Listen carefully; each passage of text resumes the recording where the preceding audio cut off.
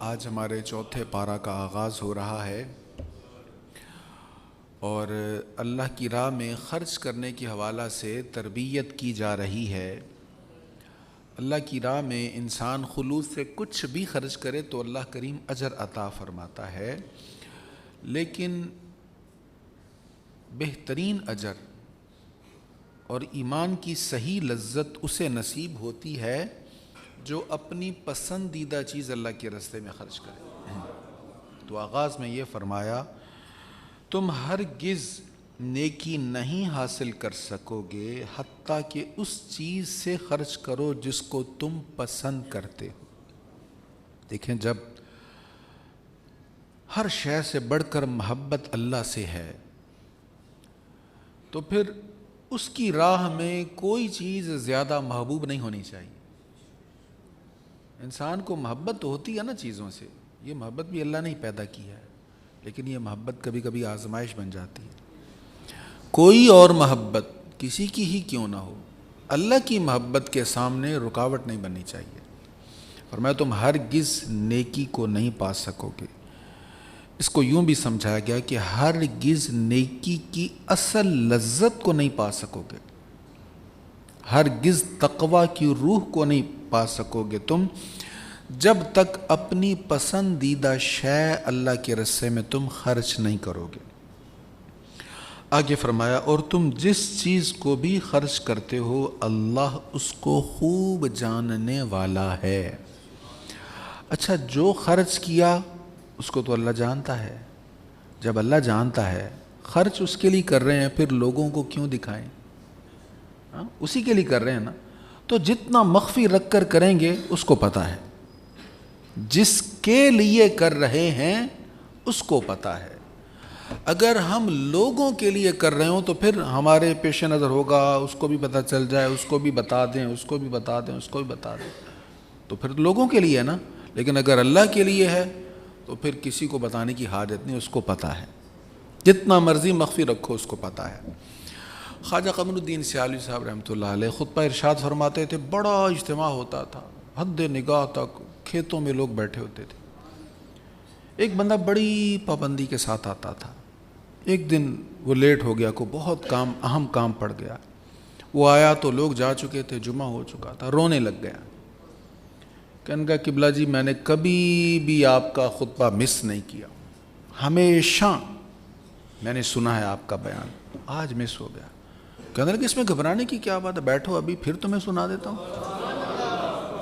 اس کو بٹھایا، سارا خطبہ پھر سنا دیا، وہ پھر رونے لگ گیا، حضور مجھ ایک کے لیے اتنی مہربانی۔ اب ان کا جواب سنیے، کیسا عظیم جواب دیا۔ کہنے لگے پہلے بھی ایک کو ہی سنا رہا تھا، پہلے بھی ایک کو ہی سنا رہا تھا، لوگ تو بہانہ ہے نا کہ ان سے کر رہا ہوں، لیکن سنا اسی کو رہا ہوں۔ اللہ ہمیں ایسا اخلاص عطا فرمائے۔ تو فرمایا تم جو بھی خرچ کرتے ہو اللہ کو تو پتہ ہے، اس سے تو کچھ پوشیدہ نہیں ہے، تو جو خرچ کرو گے وہ بھی پتہ ہے، جس نیت سے خرچ کرو گے یہ بھی پتہ ہے، دل میں کیا ہے سب اللہ کریم جانتا ہے۔ نبی رحمت صلی اللہ تعالیٰ علیہ وآلہ وسلم مدینہ طیبہ میں تشریف لائے تو آپ سن چکے ہیں کہ مدینہ طیبہ میں یہود کی کثرت تھی، اہل کتاب بہت زیادہ تھے۔ مکہ شریف میں مشرکین تھے اور یہاں پر اہل کتاب تھے۔ حضور علیہ السلام کہتے تھے ہم ملت ابراہیم پر ہیں، ابراہیم علیہ السلام کی ملت، ان کے طریقہ پر، ان کے دین پر ہیں ہم۔ اہل کتاب کہتے تھے نہیں، ابراہیم علیہ السلام کے فالوورز ہم ہیں۔ انہوں نے حضور علیہ السلام پر اعتراض کیا کہ آپ تو اونٹ کا گوشت کھاتے ہیں، اونٹنی کا دودھ پیتے ہیں، تو ابراہیم علیہ السلام کی شریعتوں میں، انبیاء بنی اسرائیل کی شریعتوں میں تو یہ دونوں چیزیں حرام تھیں، گوشت بھی حرام ہے، اونٹنی کا دودھ بھی حرام ہے، تو آپ اس کو کھاتے ہیں، تو آپ کیسے یہ دعویٰ کر سکتے ہیں کہ ہم ملت ابراہیم پر ہیں؟ تو اگلی آیت میں اس کا جواب ہے، ہر قسم کا طعام تورات کے نزول سے پہلے بنی اسرائیل کے لیے حلال تھا، ما سوا اس کے جس کو یعقوب نے اپنے اوپر حرام کر لیا تھا۔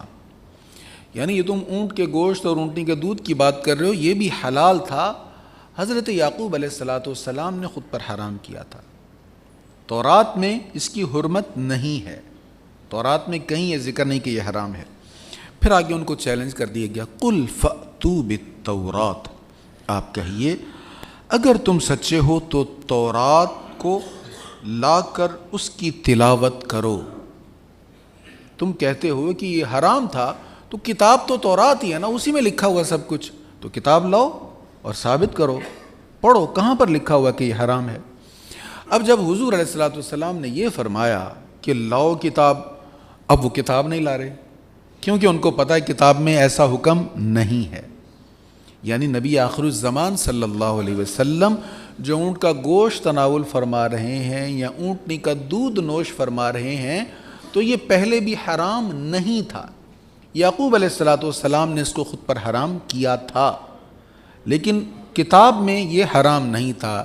ابراہیم علیہ الصلوۃ والسلام پر یہ حرام نہیں تھا۔ تو یہ جب حکم ہوا اور ان کو کہا گیا کہ تورات لاؤ، تو وہ تورات نہیں لائے۔ اب ان کا تورات نہ لانا ایک بڑی زبردست دلیل ہے کہ حضور سچے نبی ہیں۔ کیسے؟ سب جانتے تھے کہ نبی کریم علیہ الصلوۃ والسلام نے کسی آسمانی کتاب کا کوئی مطالعہ نہیں کیا نہ اب ہمارے ہاں قرآن کریم عام ہوتا ہے نا، ہر جگہ دستیاب ہوتا ہے، تو تورات اور انجیل کا ایسا معاملہ اس دور میں نہیں تھا۔ بہت قلیل نسخے ہوتے تھے اور عوام کے پاس نہیں ہوتے تھے، ان کے دینی رہنماؤں کے پاس ہوتے تھے، تو ان کے پاس ہوتے تھے تھوڑے سے نسخے، جو چاہتے تھے اس میں تبدیلی کرتے رہتے تھے، عوام کے پاس یہ نہیں ہوتا تھا۔ تو حضور علیہ الصلوۃ والسلام تک کتاب پہنچی ہو تورات، حضور نے کسی کے پاس جا کر پڑھا ہو، کسی نے اگر آپ کو سنائی ہو، ایسا کبھی کوئی ثابت نہیں کر سکا۔ تو جب حضور نے کتاب ہی نہیں پڑھی تو حضور نے چیلنج کیسے کر دیا؟ جس کتاب کا مطالعہ ہی نہیں کیا اس کے بارے میں آپ نے چیلنج کیسے کر دیا کہ اس کتاب میں نہیں ہے؟ تو آپ کا چیلنج کرنا اس بات کی دلیل ہے کہ آپ کو رب العالمین نے بتایا، اور جس کو رب العالمین نے بتایا تو ظاہری بات ہے کیسے بتایا؟ وحی نازل ہوئی، تو جب وحی نازل ہوئی تو حضور سچے نبی ہیں۔ تو حضور کا یہ چیلنج کرنا انہیں کہ لاؤ کتاب، ثابت کرو، پڑھ کر دکھاؤ اگر تم سچے ہو، اور پھر وہ نہیں ثابت کر سکے تو یہ اس بات کی دلیل بن گیا کہ آپ سچے رسول ہیں۔ پھر اللہ تعالیٰ نے فرمایا آپ ان سے کہیں لائیں کتاب اگر سچے ہیں، پھر اس کے بعد جو لوگ اللہ پر جھوٹ باندھیں تو وہی لوگ ظالم ہیں۔ جو کہیں کہ دین ابراہیم میں ایسا تھا ویسا تھا، تو یہ ظلم کر رہے ہیں، اللہ پر جھوٹ باندھ رہے ہیں، اللہ تعالیٰ نے حرام نہیں فرمایا تورات میں۔ آپ کہیے کہ اللہ نے سچ فرمایا، تم ابراہیم کی ملت کی پیروی کرو جو باطل کو چھوڑ کر حق کی طرف رجوع کرنے والے تھے، اور وہ مشرکین میں سے نہ تھے۔ ابراہیم علیہ السلام بالکل سچے ہیں، ان کے دین کی پیروی کرنی چاہیے، اور وہ ہر باطل سے جدا تھے۔ حنیف کا مطلب ہوتا ہے باطل سے جدا، جس کا راستہ صحیح ہو، جو حق کی طرف مائل ہو اور کسی باطل راستے کو اختیار نہ کرے۔ تو آپ حنیف تھے، دین حنیف کہا گیا آپ کے دین کو، تو فرمایا وہ ہر باطل سے جدا تھے۔ انہوں نے ستارہ کی پوجا کرنے والوں کی بھی مذمت کی، چاند کے پجاریوں کی بھی مذمت کی، سورج کے پجاریوں کی بھی، درختوں کو، پتھروں کو، جن جن لوگوں کو لوگ پوجتے تھے اللہ کو چھوڑ کر، سب کی مذمت کی ہے۔ اس کی پاداش میں انہیں آگ میں کیوں نہ ڈالا گیا؟ انہوں نے آگ میں ڈالے جانے کو پسند کیا، لیکن شرک کی انہوں نے کسی طرح بھی تائید نہیں کی، اس کو قبول نہیں کیا۔ اور جب انہوں نے کسی طرح کا بھی شرک قبول نہیں کیا اور شرک کرنے والوں کی تائید نہیں کی، تو یہ کیسے ہو سکتا ہے کہ وہ کہیں عزیر علیہ السلام اللہ کے بیٹے ہیں؟ یہ کیسے ہو سکتا ہے وہ کہیں عیسیٰ علیہ السلام اللہ کے بیٹے ہیں؟ تو یہود حضرت عزیر علیہ السلام کو اللہ کا بیٹا کہہ رہے ہیں تو یہ شرک ہے، عیسائی حضرت عیسیٰ علیہ السلام کو اللہ کا بیٹا کہہ رہے ہیں تو یہ شرک ہے۔ تو تم جو خود کر رہے ہو اے عیسائیو، اے یہودیو، شرک تو یہ ہے، جبکہ ابراہیم علیہ السلام ہر باطل سے جدا تھے، وہ شرک کرنے والے نہیں تھے، وہ مشرکین سے بیزار تھے۔ تو یہاں تک یہ ان کی تردید میں بیان ہوا، یہ آیت نمبر 95 تک ہو گیا۔ اس سے آگے بیان ہو رہا ہے حضور علیہ الصلوۃ والتسلیم جب مدینہ شریف میں تشریف لائے تو ابتداءً آپ بیت المقدس کی طرف رخ کر کے نماز پڑھتے رہے، پھر سرکار کریم علیہ الصلوۃ والتسلیم نے رخ کر لیا بیت اللہ شریف کی طرف، وہ ہم دوسرے پارے کے پہلے پیج میں ہم پڑھ چکے ہیں۔ تو اللہ تعالیٰ نے فرمایا حبیب آپ ادھر ہی رخ کر رہے ہیں جس میں آپ کی مرضی ہے۔ فَلَنُوَلِّيَنَّكَ قِبْلَةً تَرْضَاهَا، کتنا پیارا لفظ ہے، جس میں آپ راضی ہیں، جیسے آپ راضی. اب حضور نے رخ انور ادھر کیا تو کئی طرح کے اعتراضات ہوئے. ان میں سے ایک بحث یہ چھڑ گئی، اچھا بھی پہلا قبلہ تو بیت المقدس ہے، تو جو پہلا تھا اس کو چھوڑ کر یہ دوسرے کو کیوں اختیار کیا گیا؟ وہی انبیاء کا قبلہ ہے، اسی میں زیادہ فضیلت ہے، تو فضیلت والے کو چھوڑ کر، پہلے کو چھوڑ کر دوسرے کی طرف کیوں رخ کیا گیا؟ تو اگلی آیات میں جواب یہ ارشاد ہوا ہے، یہ آیات نازل ہوئیں کہ پہلا بیت المقدس نہیں ہے، پہلا کعبہ ہی ہے. مکہ معظمہ میں جو قبلہ ہے کعبہ شریف یہی پہلا ہے، بیت المقدس بعد میں بنا ہے.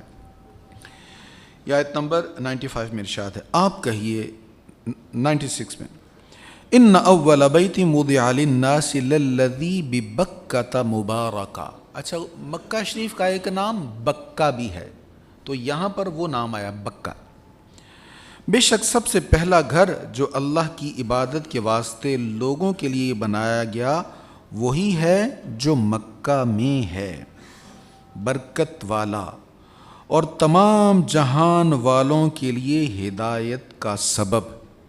تو اس کو برکت والا کہا گیا. کتنی برکتیں ہیں، برکتیں شمار سے باہر. صرف نماز ہی کو لے لیں، ایک نماز کا ثواب 1,00,000 کے برابر. سبحان اللہ. اللہ کریم ہمیں وہاں بار بار نماز پڑھنے کی توفیق نصیب. مکہ شریف میں جانا نصیب ہو تو خوب ذوق شوق سے حرم میں کعبہ شریف کی زیارت کرنے کی رغبت کریں، وہاں نماز پڑھنے کی رغبت کریں. نبی کریم علیہ الصلاۃ والتسلیم کی بارگاہ میں جانے کا بھی لطف ہے. وہاں تو بات ہی کیا ہے، وہاں تو بخشش کی سند ملے گی نا. لیکن اس کو بھی کم نہ جانیے گا، جلد بازی نہ کیا کریں. میں اکثر ساتھیوں کہتا ہوں یہ نہ کرو یار کہ بس چکر لگائے اور طواف کیا پھر جلدی جلدی یہاں سے نکلے. مدینہ منورہ کی محبت ہمارے دلوں میں ہے، ہمارے آقا وہاں پر ہیں. ہماری محبتوں کا محور و مرکز مدینہ طیبہ ہے، کیونکہ حضور کے مزار پر انوار کی زیارت کرنے سے شفاعت واجب ہو جاتی ہے. لیکن مکہ شریف کو بھی اگنور نہیں کرنا.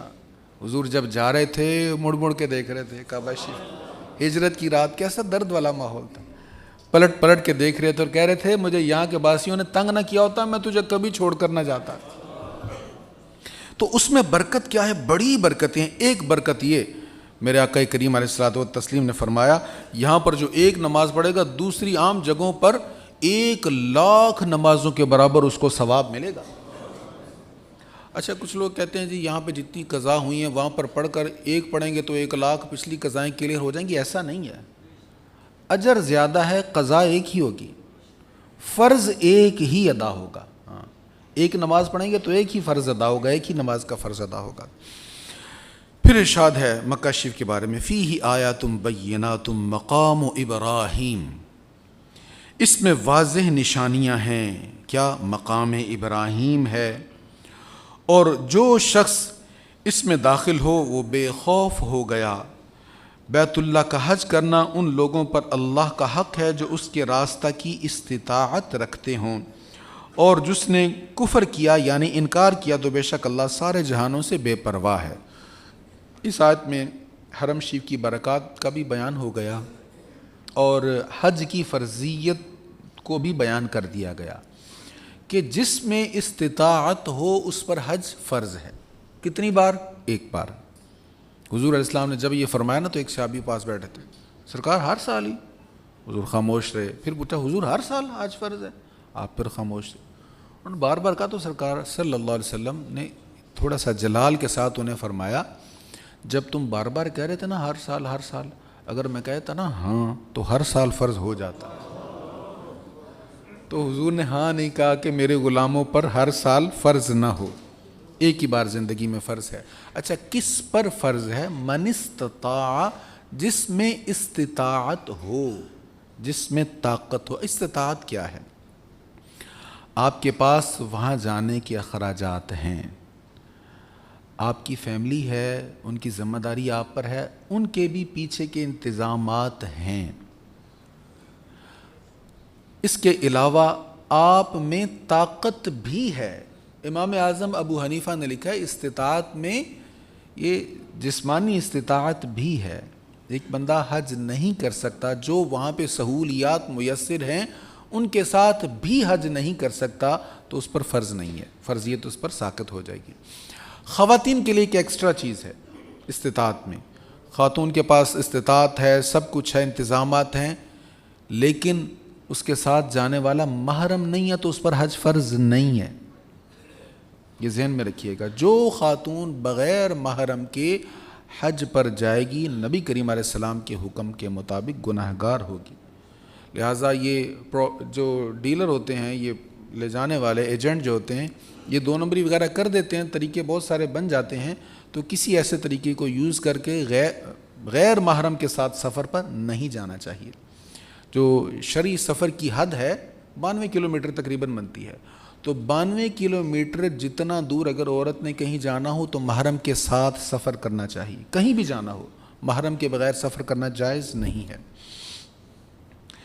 اس سے آگے ارشاد ہے، آپ کہیے اے اہل کتاب اللہ کی آیتوں کا کیوں انکار کرتے ہو حالانکہ اللہ تمہارے تمام اعمال پر گواہ ہے۔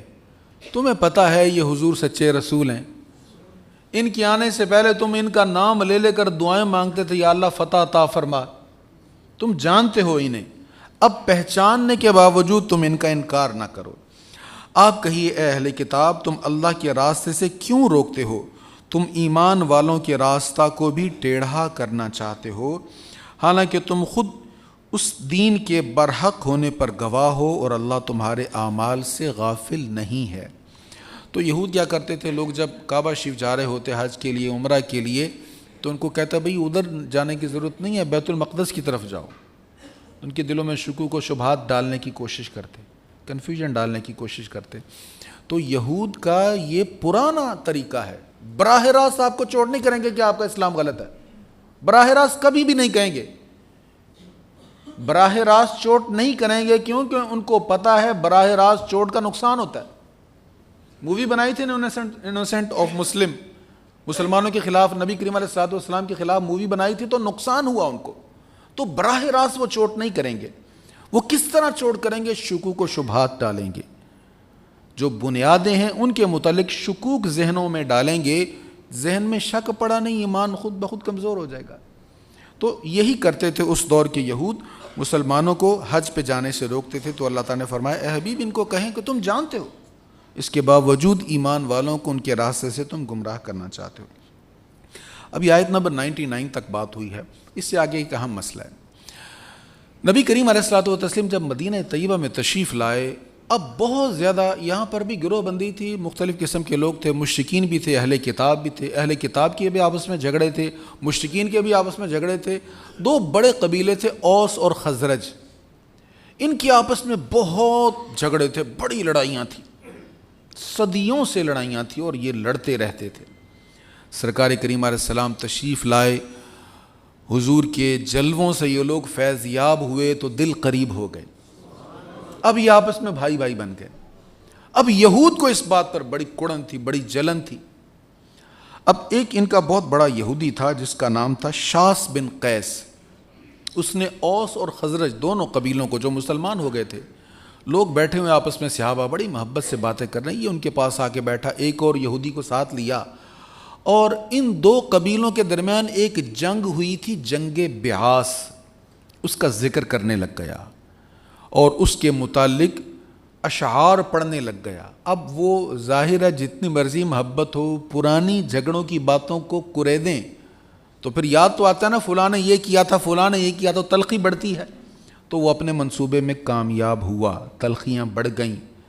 صحابہ کرام وہ دونوں قبیلوں والے آپس میں ایک دوسرے سے بحث کرنے لگ گئے، یہاں پر کہ اسلحہ نکالنے لگ گئے۔ ایک صحابی جلدی سے حضور کی بارگاہ میں گئے، حضور کو خبر دی، سرکار کریم علیہ السلام جلدی سے تشریف لے آئے۔ حضور علیہ الصلوۃ والتسلیم نے خطبہ ارشاد فرمایا، بڑا کمال کا خطبہ تھا میرے آقا کریم علیہ السلام کا۔ اللہ ہمیں حضور کی اتباع نصیب فرمائے، ہمیں ایسی تاثیر عطا فرمائے کہ ہم لڑنے والوں کو ملا سکیں۔ سرکار نے ایسا خطبہ ارشاد فرمایا، جو تلواریں نکال چکے تھے وہ رونے لگ گئے، ایک دوسرے کو گلے لگانے لگ گئے۔ اب اس موقع کے متعلق یہ آیات نازل ہوئی جن کا ترجمہ میں سنا رہا ہوں۔ اے ایمان والو، اگر تم اہل کتاب کے ایک گروہ کی اطاعت کرو گے تو وہ تمہیں تمہارے ایمان لانے کے بعد کفر کی طرف لوٹا دیں گے. یہ اس وقت نازل ہوئی جب اس آیت کا دامن چھوڑا مسلمان منتشر ہوئے. ہماری سلطنت عثمانیہ کیوں ٹوٹی؟ کیسے انہوں نے توڑا؟ اسی طرح توڑا. عربوں کو کہا بھئی آپ عربی ہیں، ہاشمیوں کو کہا آپ ہاشمی ہیں، آپ اولاد رسول ہیں، آپ سادات کرام ہیں، یہ ترک آپ پر کیوں حکومت کر رہے ہیں؟ عربیوں کو کہا یہ ترک کیا حق رکھتے ہیں کہ آپ پر حکمران بنے، خلافت کے یہ حقدار نہیں ہیں. اس طرح مختلف جو لوگ تھے، جو ورثاء تھے جن کے ہاں پہلے خلافت رہی، ان کے ذہنوں میں یہ باتیں ڈالی گئیں اور ان کو مسلمانوں سے اپنی خلافت سے توڑا گیا. تو اللہ تعالیٰ فرما رہا ہے اے ایمان والو، اگر تم اہل کتاب کے ایک گروہ کی اطاعت کرو گے تو وہ تمہیں تمہارے ایمان لانے کے بعد کفر کی طرف لوٹا دیں گے. اور تم کیوں کر کفر کرو گے حالانکہ تم میں اللہ کی آیات کی تلاوت کی جاتی ہے اور تم میں اس کا رسول موجود ہے. اور جو شخص اللہ کے دین کو مضبوطی سے پکڑے گا تو بے شک اسے سیدھے راستے کی ہدایت دی جائے گی. اب صحابہ کرام علیہم الرضوان کو 2 ایکسٹرا چیزیں ملی ہوئی تھیں، وہ ان کا یہاں پر ذکر ہو رہا ہے کہ اے صحابہ، اے حضور کے غلاموں، تمہارے سامنے قرآن کی آیتیں نازل ہوتی اور تم ان آیات کو سنتے ہو، لہٰذا قرآن کا دامن نہ چھوڑو، اس کو مضبوطی سے تھامو. اور تمہارے سامنے رسول کریم موجود ہیں، ان کی سیرت طیبہ تمہارے سامنے موجود ہے، تم اس سے اکتساب فیض کرو، حضور کا دامن بھی تھام لو، قرآن کا دامن بھی تھام لو، تب تم متحد رہو گے. آج ہمارے لیے بھی یہی سبق ہے. نبی رحمت صلی اللہ علیہ وسلم نے خطبہ حجۃ الوداع میں فرمایا تھا میں تمہیں ایک چیز چھوڑ کر جا رہا ہوں، مضبوطی سے تھام کر رکھو گے تو کبھی بھی آپس میں تم منتشر نہیں ہوگے. وہ کیا ہے؟ اللہ کی کتاب، اس کو تھام کر رکھنا. اور بہت سارے مقامات پر حضور نے فرمایا میری سنت کو پکڑ لینا. کیسے؟ فرمایا داڑھوں سے. جو چیز دانت سے پکڑے اس میں گرپ ہمارے منہ کی ذرا کمزور ہوتی ہے نا، جو داڑھ سے پکڑے وہ بڑی سخت مضبوطی سے پکڑ جاتی. فرمایا داڑھوں سے میری سنت کو پکڑ کر رکھنا. اللہ تعالی ہمیں قرآن و سنت کی پابندی، اطاعت نصیب فرمائے، یاد رکھنے، عمل کرنے، اس کو پھیلانے کا جذبہ نصیب فرمائے. وآخر دعوایا ان الحمد للہ رب العالمین.